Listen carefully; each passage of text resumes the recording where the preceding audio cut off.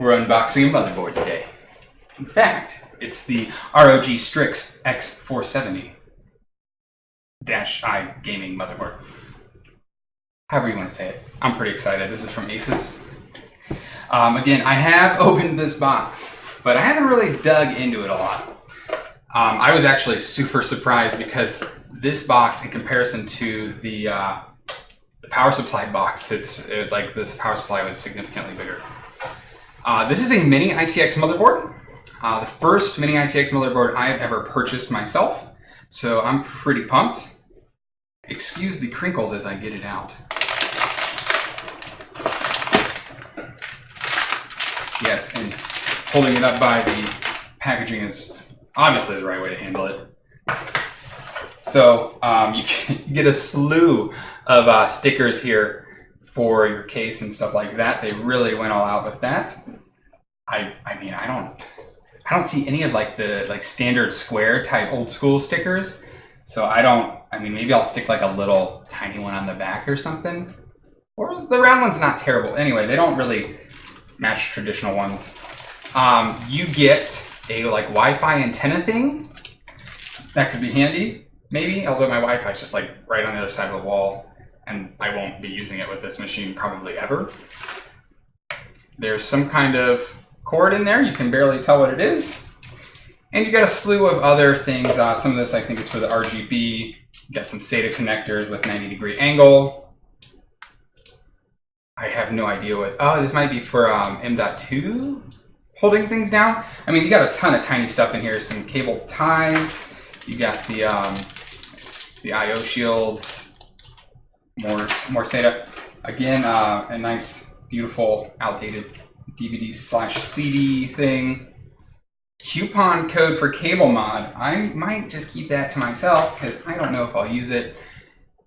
I was actually shocked to see how expensive cable mod cables were the other day. I mean, I know they're like custom cables, they're premium quality, but man, it was like I paid less for the entire power supply than I would pay for these pretty cables. So I'm just not really feeling it. Although I think they look awesome. And I think here's some more screws for M.2 stuff. You also get some type of paper and maybe a sticker. What is this? Thank you for purchasing this ROG Strix product. You made the choice of champions. I bet I did. This is also, it says some nice things. Something about the Microsoft store, but we're going to be running Linux primarily. So joke's on me, maybe? Yeah, like I was saying, this motherboard pretty pricey compared to some of the other options. I believe there was an ASUS ROG Fatality motherboard, Mini-ITX. It was really similar. One of the primary reasons I went with ASUS was that in the past I've purchased ASUS motherboards and they've lasted me like forever. And I mean, I really value long-lasting PC components. My last full build was probably 7 to 8 years ago.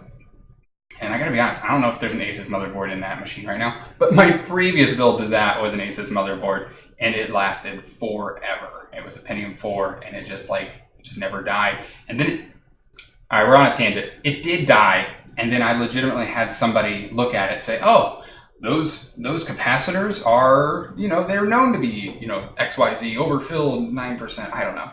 Super smart dude. He replaced the capacitors that were bad on the motherboard and it lasted several more years. It was awesome. So let's unwrap this thing. Excuse the loud crinkly. Maybe I'll cut that part out.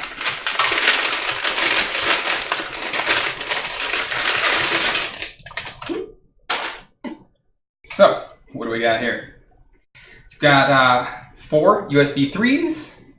You've got, I believe that's for the Wi-Fi, some more USB 2s, got gigabit Ethernet from Intel.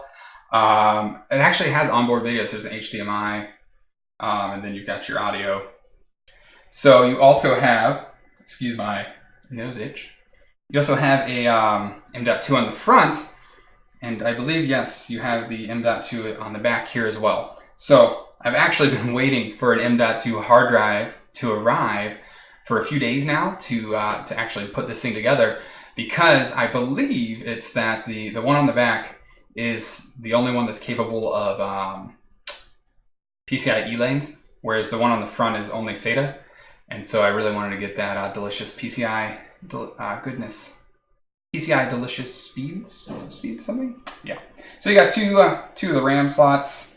So we will have 16 gigs in here, 2 8s. And then you got the processor. So that's really about it. You got some RGB fans. Like I said, this is Aura Sync. And then your one PCIe. I think that's PCIe. Yeah, PCIe 16X. I was actually kind of worried because I read in one of like the tiny little asterisks at the bottom that you can only run a graphics card and at 8 if you're going to use the M.2 that takes up another 4 or 8. So I was like, oh my goodness, is 8 lanes enough for a graphics card to run? And it turns out that it is. You know, at this current generation of graphics cards, you're not going to be using more than 8. And like, I think even, what's his name over at Gamers Nexus, Steve, I think it is. He did like an experiment, did like FPS with 8x lanes and with 16, and there was like negligible difference. Like it was within margin of error. It was just so small. It was like half a frame or something crazy. So not worried about that anymore. So yeah, I'm really excited to build this thing. And this seems like a fantastic motherboard. You know, I'll be able to give you a little bit more of a review in a later video, but pretty excited. So watch that next video and subscribe. Don't set this bad boy on the table. Oh, there's some peelies.